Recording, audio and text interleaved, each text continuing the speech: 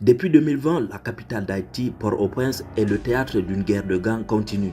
En mars 2024, la violence des gangs s'est répandue dans tout Haïti dans le but de la démission du Premier ministre agissant également comme président Ariel Henry. Si Ariel Henry ne démissionne pas, le pays ira droit au génocide. Si Ariel Henry ne démissionne pas, si la communauté internationale continue à le soutenir, nous irons directement vers une guerre civile qui va déboucher sur un génocide. La pression des gangs a finalement poussé le Premier ministre Ariel Henry à rendre sa démission le 11 mars 2024. Toute la capitale haïtienne appartient désormais aux bandes de gangs. L'un de ses leaders est Jimmy Cherezier, connu sous le nom de Barbecue, le chef de l'un des gangs les plus puissants. Comprendre la crise haïtienne dans cette vidéo. Mais tout d'abord, si vous êtes nouveau sur la chaîne, n'oubliez pas de vous abonner et d'activer la cloche de notification pour ne plus rater aucune de nos prochaines vidéos. Alors bon visionnage.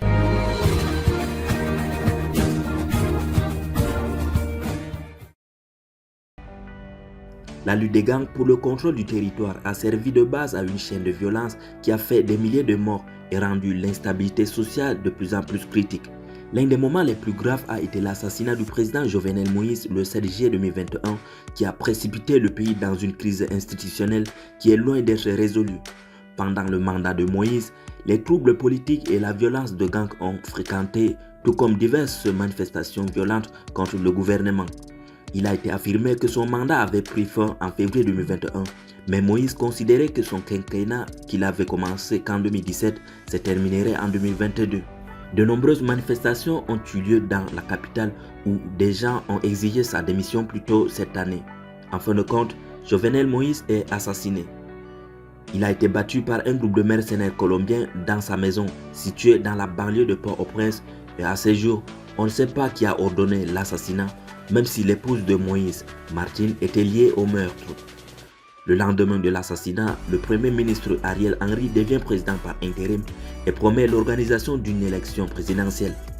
Dès lors, les critiques d'Henry, très impopulaires, considéraient son règne comme illégitime. Pour cette raison, les gangs qui jusqu'à récemment étaient rivaux ont commencé à mener des attaques coordonnées et ont créé une sorte de front uni pour attaquer les infrastructures et les institutions de l'État. Alors que Haïti s'enfonce dans une grave crise, Ariel Henry s'est rendu à Guyane le 25 février 2024 pour signer un accord sur le déploiement de 1000 policiers kenyans en Haïti.